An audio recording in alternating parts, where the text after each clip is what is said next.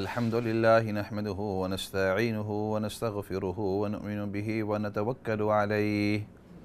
ونعوذ بالله من شرور أنفسنا ومن سيئات أعمالنا من يهده الله فلا مضل له ومن يضلله فلا هادي له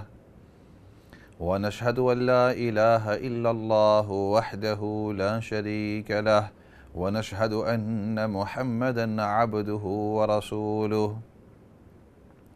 أما بعد فأعوذ بالله من الشيطان الرجيم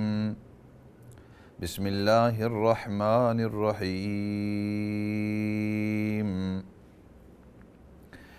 لا أقسم بيوم القيامة ولا أقسم بالنفس اللوامة أيحسب الإنسان أن لن نجمع عظامه بلى قادرين على أن نسوي بنانه صدق الله العظيم۔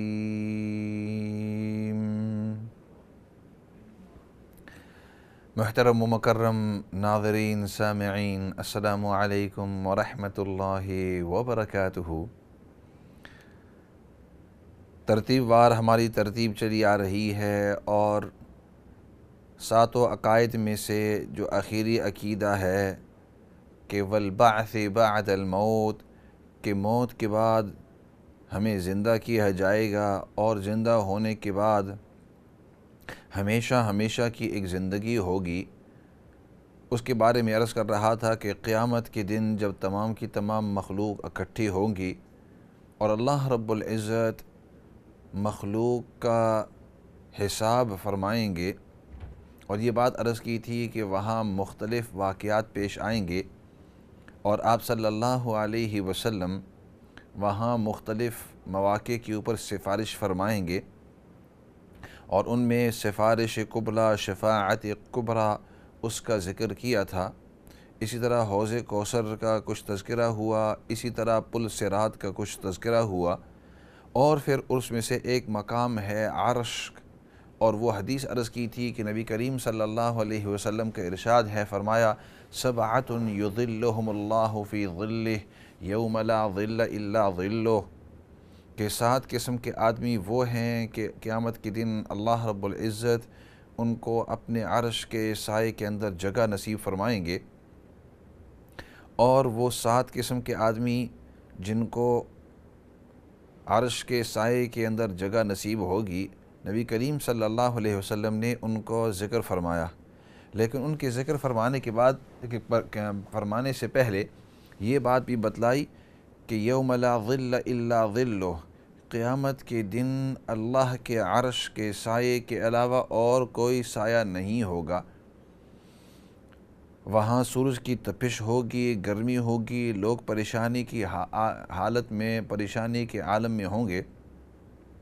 تو 7 قسم کے آدمی وہ ہوں گے کہ جن کو اس عرش کے سائے کے اندر اللہ رب العزت جگہ نصیب فرمائیں گے، اور سب سے پہلے فرمایا امام عادل،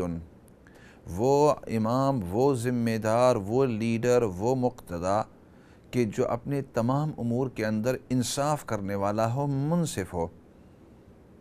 اور پھر دوسرا فرمایا وَشَابٌ نَشَأَ فِي عِبَادَةِ رَبِّهِ، کہ وہ نوجوان کہ جس نے اپنی جوانی اللہ کی عبادت کے اندر گزاری ہو۔ پہلی قسم کے آدمی، پہلی قسم کے لوگوں کا جو تذکرہ اس کو کافی تفصیل سے پچھلے سیشن کے اندر کیا تھا، اور اس سیشن کے اندر اس سے آگے جو چل رہی ہیں، فرمایا شاب نشأ فی عبادت ربہ، وہ جوان کہ جس نے اپنی جوانی اللہ کی عبادت کے اندر گزاری ہو۔ اور جوانی کا مطلب جو ہی انسان بالغ ہوتا ہے، چاہے وہ مرد ہو چاہے وہ عورت ہو، لڑکیاں بالغ ہوتی ہیں، لڑکے بھی بالغ ہوتے ہیں اسلامی نقطہ نظر سے، تو اس وقت سے ان کی جوانی شروع ہو جاتی ہے، اور جوانی یہ چلتی رہتی ہے جب تک کہ انسان تقریباً 40 سال کی عمر تک نہ ہو، اس کو ہم جوانی کہتے ہیں۔ اور 40 سال کی عمر کے بعد ادھیڑ عمر، یعنی یوں سمجھو کہ اس وقت انسان میچور ہو جاتا ہے، وہ 40 سال کی عمر کے بعد شروع ہو جاتی ہے۔ اسی وجہ سے اگر آپ دیکھیں تو انبیاء علیہم الصلاۃ والسلام کو نبوت جو نصیب ہوئی وہ تقریباً 40 سال کی عمر کے اندر تھے۔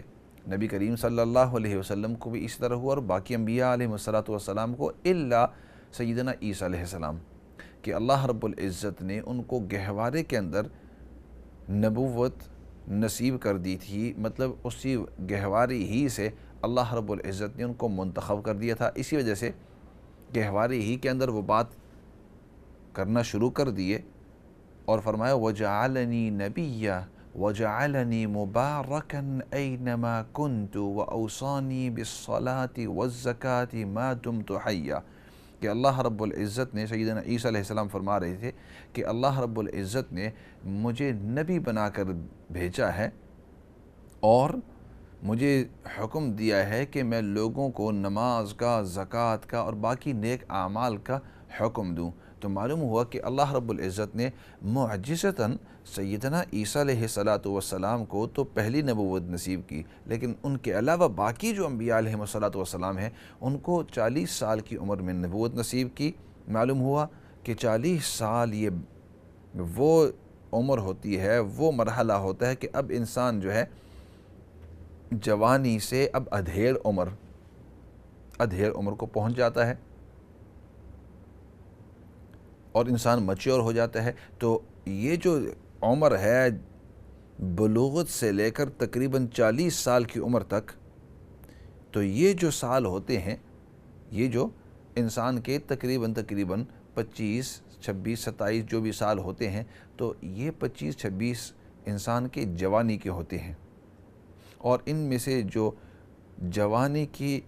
بالکل بلندی ہے وہ 30، 32، 31، 33، 34 سال کی جو عمر ہوتی ہے، یہ بالکل جوانی کی جو قمہ ہوتی ہے، قمت الشباب، جوانی کی اوپر والا حصہ، پہاڑ کے اوپر والے حصے کو قمہ کہتے ہیں۔ تو جوانی کا جو قمہ ہے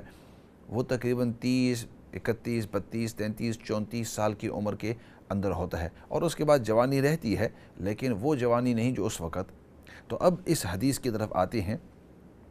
کہ نبی کریم صلی اللہ علیہ وسلم کا ارشاد ہے، فرمایا وہ جوان کہ جس نے اپنی جوانی یعنی بلوغت سے لے کر 40 سال کی عمر تک اس نے یہ جو 20-25 سال ہیں ان کو اللہ کی عبادت ہی کے اندر اس نے گزارا ہے، اللہ کی عبادت کرتا رہا، جو کام کرے اللہ کی مرضی کے مطابق کرے، جو کام کرے نبی پاک صلی اللہ علیہ وسلم کی سنت مطہرہ کو سامنے رکھتے ہوئے، اس پر عمل کرتے ہوئے، اپنی زندگی کے اندر لاتے ہوئے اس نے وہ کام کیے ہوں۔ اور یہ کوئی اتنا زیادہ مشکل نہیں ہے کہ وہ انسان ابھی سے اپنے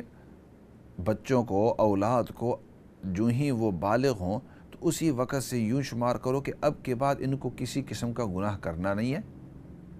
اور ان کی تربیت اس انداز کے اندر ہو کہ یہ جو بھی عمل کریں پہلے یہ سوچیں کہ میرا رب اس سے راضی ہوتا ہے یا نہیں۔ اگر میرا رب اس سے راضی ہوتا ہے تو یہ کام کروں، میرا رب اس سے راضی نہیں ہوتا تو میں اس کو کرنے کی کوئی ضرورت ہی نہیں ہے، بلکہ الٹا یہ نقصان ہے، الٹا گناہ ہے، میری اس کے اوپر پکڑ ہو سکتی ہے۔ تو اس لیے اگر آپ دیکھیں شریعت کے اندر تو جو ہی بلوغت آتی ہے تو بلوغت سے پہلے شریعت نے ہمیں حکم دیا ہے کہ اپنی اولاد کو اس سے پہلے اس بلوغت کے آتے ہی اس کی تیاری ہو جائے۔ چنانچہ نبی کریم صلی اللہ علیہ وسلم کا ارشاد ہے،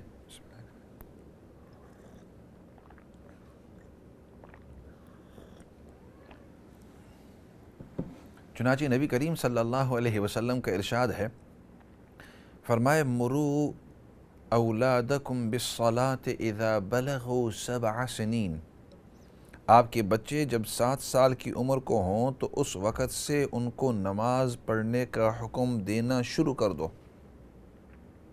تو بلوغت تو بچے کی ہوگی 12، 13، 14، 15 سال، جو بھی اس وقت تقریباً مختلف بچے ہوتے ہیں، مختلف عمر کے اندر بالغ ہوتے ہیں،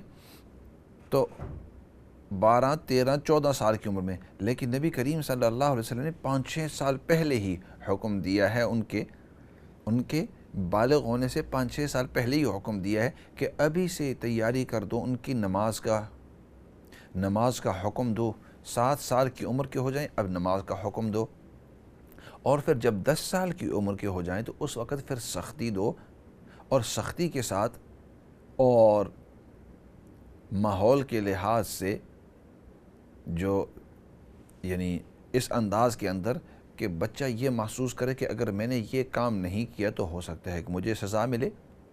تو بچہ پھر 10 سال کی عمر کا ہو تو اس کو سزا کے خوف سے اب وہ کسی صورت کے اندر اس کو چھوڑنے والا نہیں. تو جو بچہ 7 سال کی عمر سے وہ نیک اعمال قرآن کریم کی تلاوت اسی طرح نماز پڑھنا شروع کر دے تو جب وہ 10 سال کا ہوگا 3 سال اس نے اس پر عمل کیا تو اب وہ سے چھوٹے گی نہیں. اور اگر اس کے اندر کسی قسم کی سستی ہو اور اس کے اوپر سختی کی جائے اور اس کو یہ بتلایا جائے کہ آپ غلط ہیں اور غلط کرنے کی وجہ سے آپ کا نقصان خود ہوگا، تو اب جب وہ بالغ ہوگا تو بلوغت اس حالت کے اندر ہوگی کہ وہ نماز کا، روزے کا، زکوٰۃ دینے کا، اگر وہ صاحب مال ہے زکوٰۃ دینے کے عادی ہو جائیں گے اور نماز پڑھنے کے عادی ہو جائیں گے، اسی طرح روزہ رکھنے کے عادی ہو جائیں گے، باقی جو نیک اعمال ہیں ان کے کرنے کے وہ عادی ہو جائیں گے. کیونکہ اس سے پہلے اب جب وہ عادی ہو گئے تو 15 سال، 14 سال یا 13 سال سے لے کر آگے جوں وہ نیک اعمال کرتے رہے، چاہے وہ نماز کا پڑھنا ہو، چاہے وہ قرآن کریم کا تلاوت کرنا ہو، چاہے وہ والدین کا استقبال ہو، والدین کا احترام ہو، اسی طرح دوسرے جو سوسائٹی کے اندر ہیں حلال کو حلال اور حرام کو حرام، کہ یہ حلال ہے اختیار کر سکتا ہوں، یہ حرام ہے مجھے اس سے رکنا ہوگا. تو جب اس کی تربیت بلوغت سے پہلے ہی صحیح ہوئی ہو تو اب جب بالغ ہوگا اور بالغ ہونے کے بعد سے لے کر 40 سال کی عمر تک وہ نماز کو بھی نہیں چھوڑے، اسی طرح روزے کو بھی نہیں چھوڑے گا، اسی طرح زکوٰۃ اگر اس پر فرض ہے اس کو ادا کرتا رہے گا، صدقہ خیرات تو ضرور دے گا.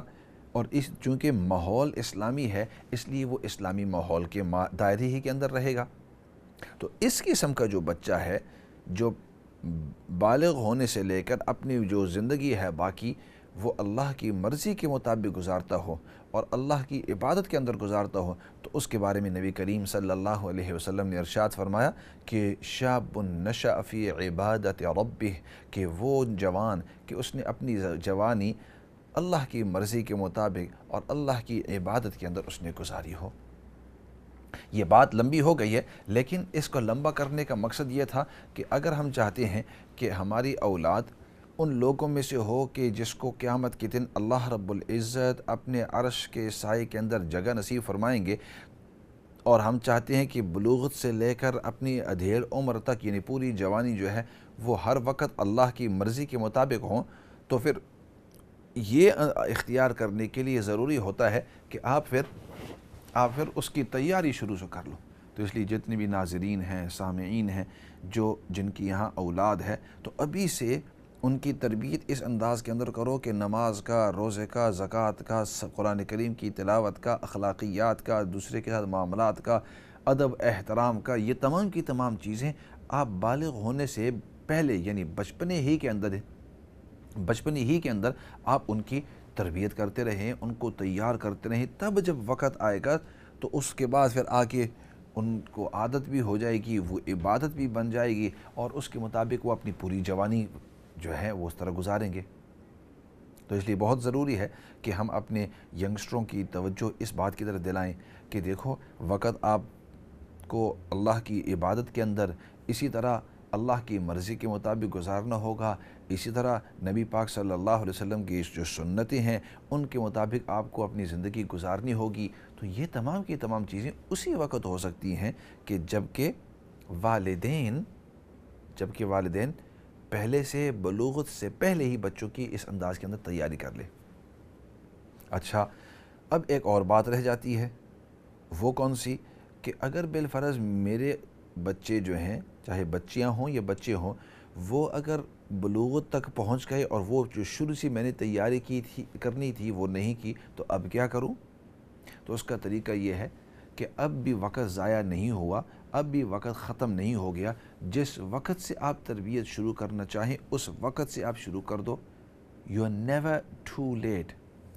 بعض چیزیں ایسی ہوتی ہیں کہ اس کے اندر انسان اگر لیٹ ہو جائے تو اس کو دوبارہ پھر حاصل نہیں کر سکتا۔ لیکن شریعت کے اندر، خاصتاً تربیت کے اندر، اور خاصتاً تربیت کے اس موقع کے اوپر اس طرح کی بات نہیں ہے، بلکہ جب بھی آپ ان کی تربیت شروع کرنا چاہیں، اگر لیٹ ہو جائے، لیٹ کرنا نہیں چاہیے، لیکن اگر ہو جائے تو اب جہاں پر ہے ادھر سے آپ شروع کرتے رہو۔ بسم اللہ الرحمن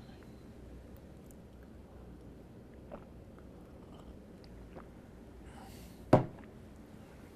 جہاں بھی ہیں وہاں سے شروع کرتے رہو۔ تو یہ دوسری قسم کے وہ لوگ، اب یہ بات کہ اپنی زندگی، اب جتنے بھی کچھ جوان ایسے ہوں گے جو اس پروگرام کو سن رہے ہیں اور وہ سوچ رہے ہیں کہ میں اپنی زندگی اللہ کی مرضی کے مطابق، یعنی عبادت کے اندر کس طرح گزاروں، تو اس کا یہ ہے کہ مومن کی جو زندگی ہے وہ ہر وقت اللہ کی عبادت کے اندر ہو سکتی ہے۔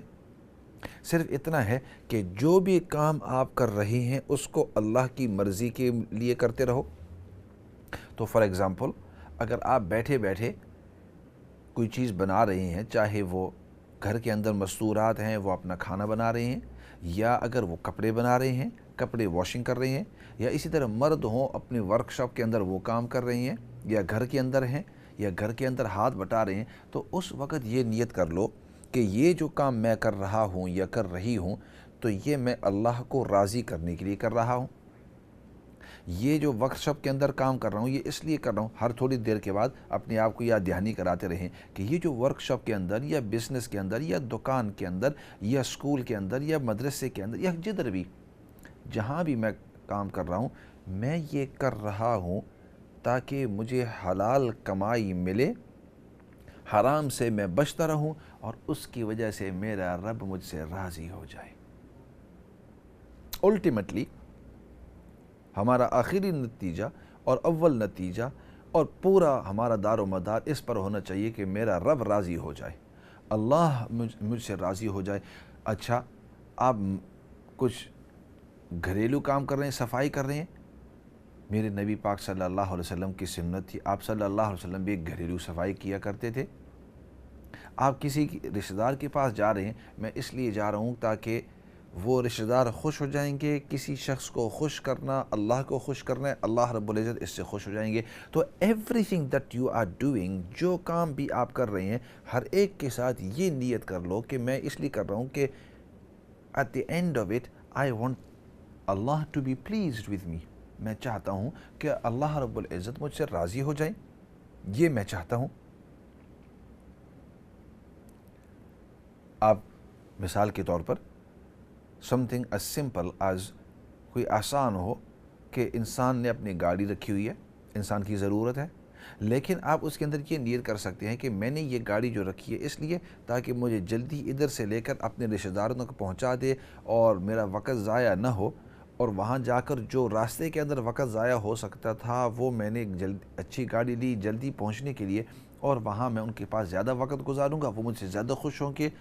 اور ان دی اینڈ اللہ رب العزت مجھ سے خوش ہوں گے۔ تو اس لیے یہ جو دوسری قسم ہے کہ شاب نشأ فی عبادت ربہ، کہ وہ جوان کہ جس نے اپنی جوانی اللہ کی مرضی کے مطابق گزاری ہو، فرمایا کہ قیامت کے دن اس قسم کے جو بھی لوگ ہوں گے اللہ رب العزت ان کو حکم دیں گے، اور عرش کا جو سایہ ہوگا اس سائے کے اندر اللہ رب العزت ان کو جگہ نصیب فرمائیں گے، وہاں یہ ٹھنڈی ٹھنڈی ہوائیں ان کے اوپر گزریں گی، وہاں وہ سورج کی سختی سے ان کو نجات ہوگی، اور وہاں بڑے سکون اور اطمینان کے ساتھ ہوں گے، بڑے سکون اور اطمینان کے ساتھ ہوں گے۔ تو یہ دو قسم ہو گئی۔ اس کے بعد فرمایا رجلان تحابا فی اللہ اجتمعا علیہ وتفرقا علیہ۔ تیسری قسم وہ دو آدمی کہ ایک دوسرے سے اللہ کی وجہ سے اور اللہ کو راضی کرنے کے لیے وہ ایک دوسرے سے محبت کرتے ہیں، تعلق رکھتے ہیں، ایک دوسرے کی عزت کرتے ہیں، ایک دوسرے کا احترام کرتے ہیں، تو جو کچھ بھی وہ کرتے ہیں جب بھی وہ ایک دوسرے کے ساتھ ملتے ہیں بڑی خوشی اور بڑے خندہ پیشانی کے ساتھ وہ ایک دوسرے کے ساتھ ملتے ہیں، اور وہ اس لیے ملتے ہیں کہ میرا رب اس کے اوپر خوش ہوتا ہے۔ ایک چاہتا ہے کہ میں اس کے ساتھ اچھے انداز کے اندر پیش آؤں، اور وہ اس لیے اس کے ساتھ پیش آتا ہے کہ اللہ رب العزت میرے اس کے ساتھ اچھے رویے کے اوپر خوش ہو جائیں گے، اور اگر میں نے اس کے ساتھ غلط رویہ کیا، اس کو دھوکہ دیا، اس کو اگنور کیا، اس کو تکلیف دی، تو شیطان خوش ہو جائے گا، اللہ رب العزت ناراض ہوں گے، اور جب اللہ رب العزت ناراض ہوئے تو انسان کی ناکامی ہی ناکامی ہے، انسان کی ناکامی ہی ناکامی ہے، وہاں کوئی خوشی ہی نہیں ہے۔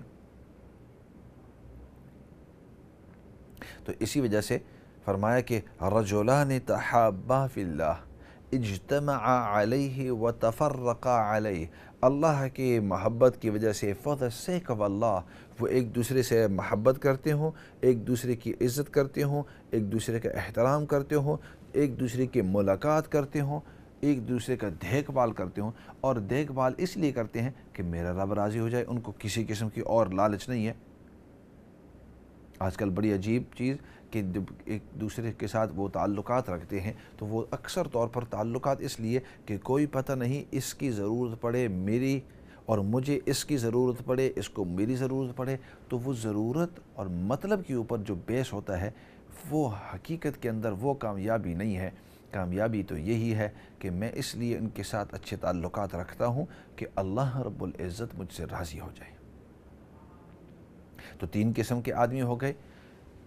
چوتھا فرمایا رجل قلبہ معلق بالمساجد، چوتھے قسم کا وہ آدمی کہ اس کا دل مسجد کے ساتھ لٹکا ہوا ہوتا ہے، وہ اپنا وقت مسجد کے اندر گزارتا ہے،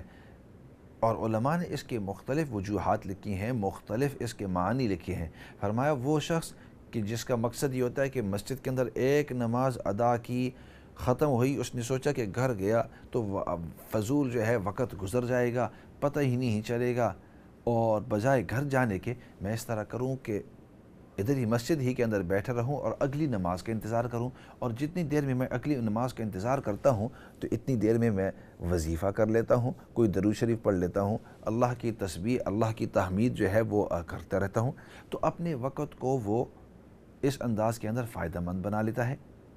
تو فرمایا وَرَجُلٌ قَلْبُهُ مُعَلَّقٌ بِالْمَسَاجِدِ، کہ وہ آدمی کہ جس کا دل مسجد کے ساتھ اٹکا ہوا ہو، لٹکا ہوا ہو، مسجد کے ساتھ اس کا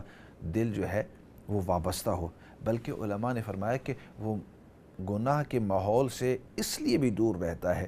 کہ مسجد کے ماحول کے اندر اس کو سکون ملتا ہے، گناہ سے انسان کو تکلیف ہوتی ہے، ظاہری اگر تکلیف نہ ہو تو کوئی بات نہیں، لیکن انسان کو روحانی ضرور تکلیف ہوتی ہے۔ تو اس لیے فرمایا کہ